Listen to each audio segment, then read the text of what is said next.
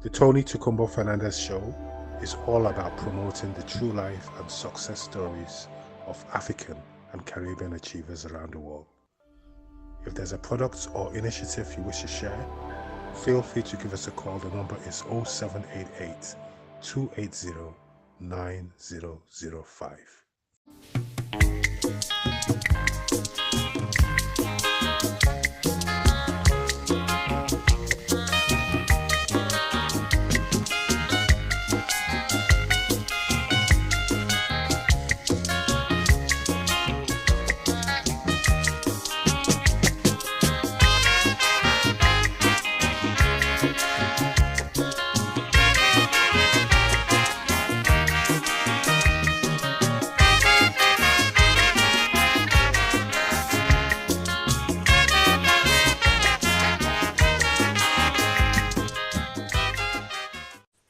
Yeah, I'm ready.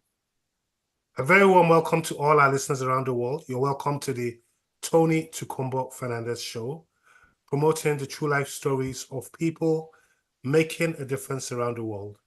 So if there's a product or initiative you wish to share, feel free to give us a call. The number is 0788 280 9005, or visit our website at www.tonyfernandez.co.uk.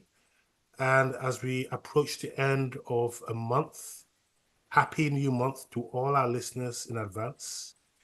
This week, we're going to be having elections taking place in the UK. And here in the city of Bradford, we're joined today by the independent candidate for Bradford South. Her name is Dr. Rehiana Ali, with 20 years experience in the NHS as well. So, Dr. Rehiana, nice to meet you for the first time today. How are you feeling at the moment? A little bit tired, but actually, enthusiastic. And I think there's all to play for. So thank you for inviting me to the show. Actually, I do appreciate it. All to play for is going to be a very, very, very important week we have ahead, especially in 4 days' time. And you're going to be running for the independent candidate Bradford South. But for the benefit of all our listeners, especially living in Bradford, can you just tell us a bit about yourself, your background, and the things you're most passionate about in life? So thank you. So I grew up in Bradford, in the Marshfields area, which is actually in Bradford East. My parents have moved to Wibsey about 10 years ago now, approximately. And I grew up in Bradford. I went to the local school, which was Marshfields Primary, and I was fortunate enough to go to a grammar school. My father was a textile worker, and he invested in our education. I studied hard. I went to Cambridge University to study medicine.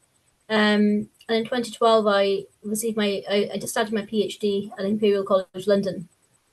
I've been working as a doctor now since February 2004, and I became a consultant neurologist in 2017.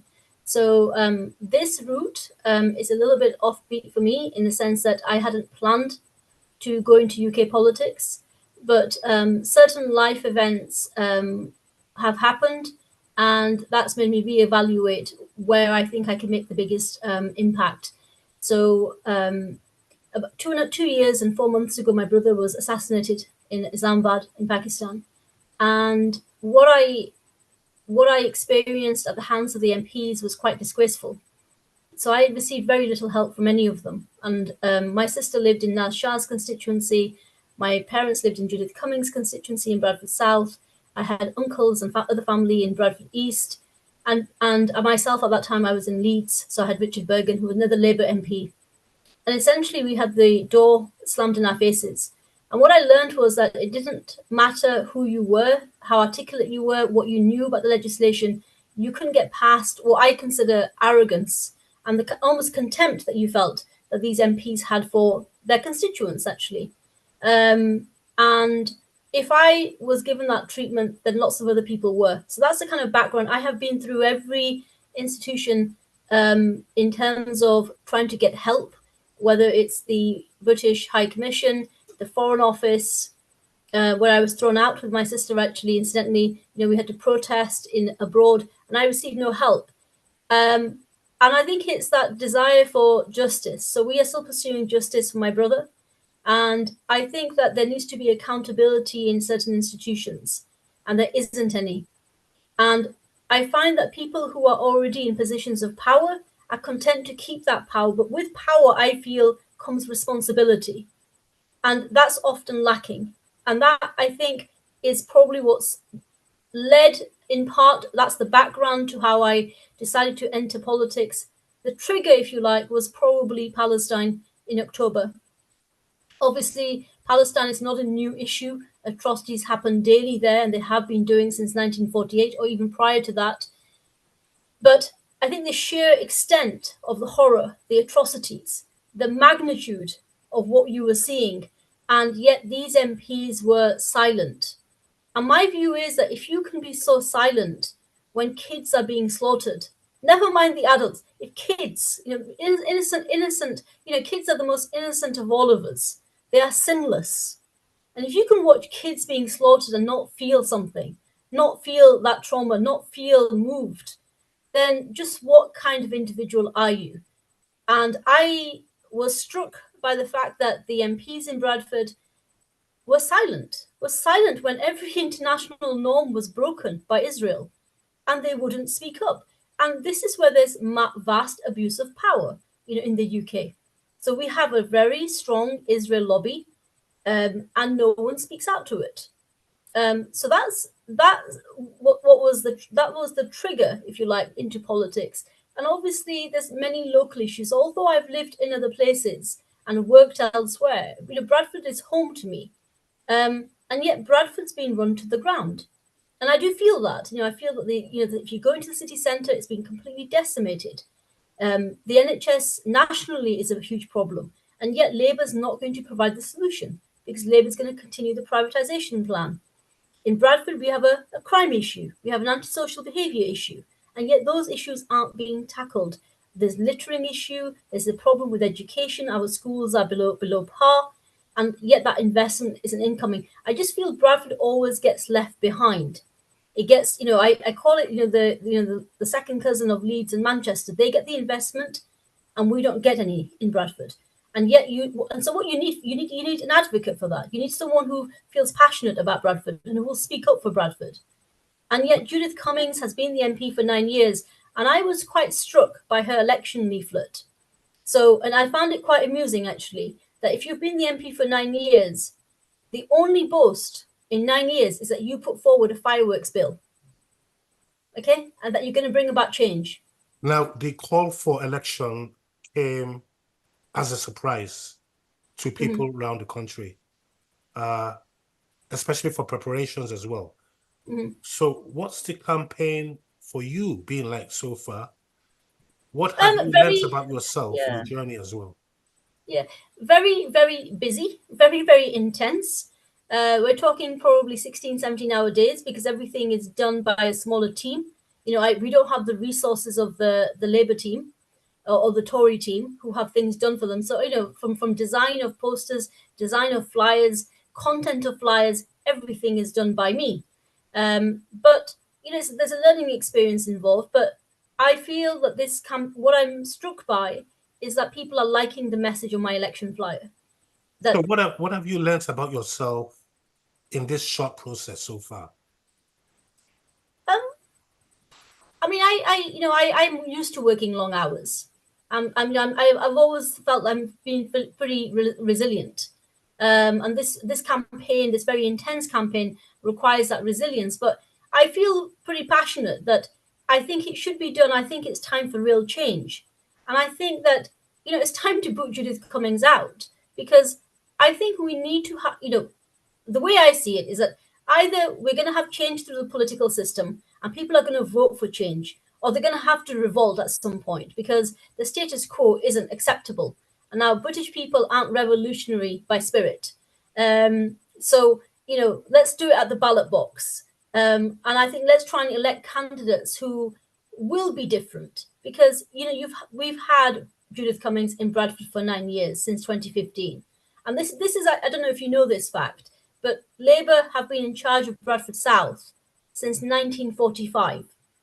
So that's almost 80 years, whether they've been in government or in opposition. And yet I didn't know that, before I started this campaign, that actually that's how long they've been in charge of Bradford South, and yet it's been run to the ground. So I think they've had, ample opportunity to show what they're able to do, and I think they failed. I think they failed Bradford. And I think we need someone who is prepared to be a stronger voice for Bradford, who is not afraid to speak to institutions, who is able to hold those institutions to account. And I don't believe in belonging to a clique. When they are, it used to be the old boys network, it's now the boys and girls network. It's simply a clique where they are, they don't tackle corruption. And I think there's a lot of corruption in institutions in the UK at the very top. And I think they need to be challenged so that everyone gets access to fairness and justice. Talking about real change now, talk us through your manifestos for upcoming elections. That's the first thing. And I want you to take 2 minutes right now and talk to the listeners and tell them why they should vote for you come the 4th of July. Okay. So the manifesto is very clear. So on local issues, I think that the education system in Bradford is failing. Now, I know it's failing because people on the doorstep have told me so as well. There's a problem with accessing even special education needs. The budget for education in Bradford is lower, it's, I think, by £1,000 compared to Leeds. I don't know why, or why that extra funding isn't being provided to Bradford, or where it's going from Bradford Council. Bradford Council was close to bankruptcy and needed extra emergency funding. There needs to be accountability of the Labour-run Bradford Council. I obviously believe in an end to the CAS charges, the clean air zone charges in Bradford. That may happen anyway, but they were a ridiculous idea because basically it just further decimated the centre and drove business out. I think we need to drive business into Bradford. We need to invert investment, and that requires someone who's prepared to look at all ideas and make Bradford, a place that businesses want to be, business friendly, to create jobs and stop youth going elsewhere. I'm going to hold the police to account. I think John Robbins, the Chief Constable, has failed. I think police have got their priorities all wrong. If you're burgled in Bradford, you don't get a police visit. Nothing happens. But, if you put a tweet on X or a Facebook post, they'll be at your door. And I think that's wrong priorities. I think that we need freedom of speech. We need to protect freedom of speech, because I think that we're going down a very we're going down to a very dystopian world where people are going to police what you say, what you think, and I think that's a very dangerous road for us to travel. Obviously, being a doctor for the last 20 years, I think it's incredibly important the NHS is well funded. Now, it can be well funded. The doctors The doctors currently are striking over pay. Nurses have striked over pay. There's long waiting lists for the GPs, and they keep saying there's no money for the NHS. But whenever there's an illegal war to fund, they always find the money, right? Then they find that money tree. So my issue is that we don't need to go and fight illegal wars.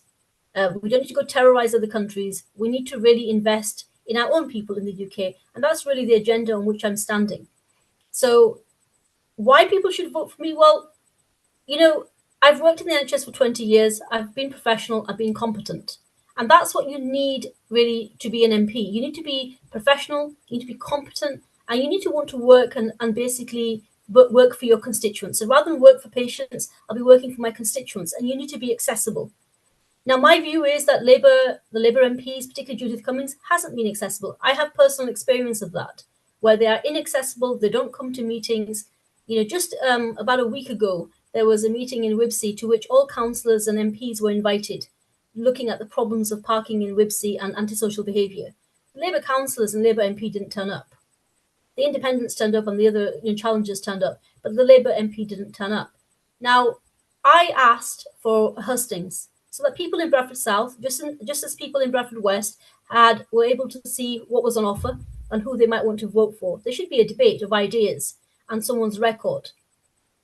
Now, what happened was that I put that tweet out saying it was not too late. We had a week left to go. Judith Cummings blocked me. She blocked another parliamentary candidate on Twitter or X for simply suggesting there should be a debate. And I think this is a level of, contempt, a level of arrogance that they think they're going to keep being elected simply on the Labour card. And I think people should judge these MPs by their results, by their actions, and that they can judge Judith Cummings for the last 9 years. And I think she's found lacking. Her biggest contribution is the fireworks bill in 9 years. 9 years of very good pay and very good expenses. And I think Bradford can do better.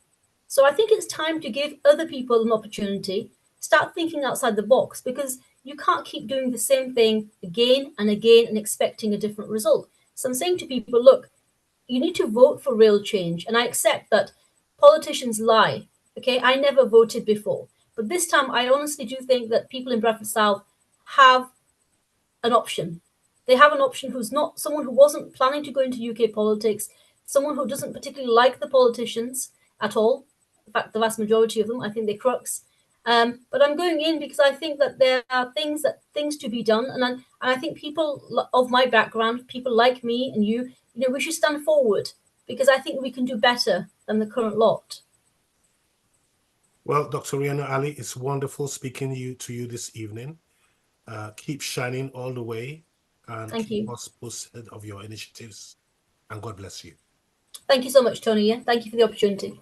Thank you.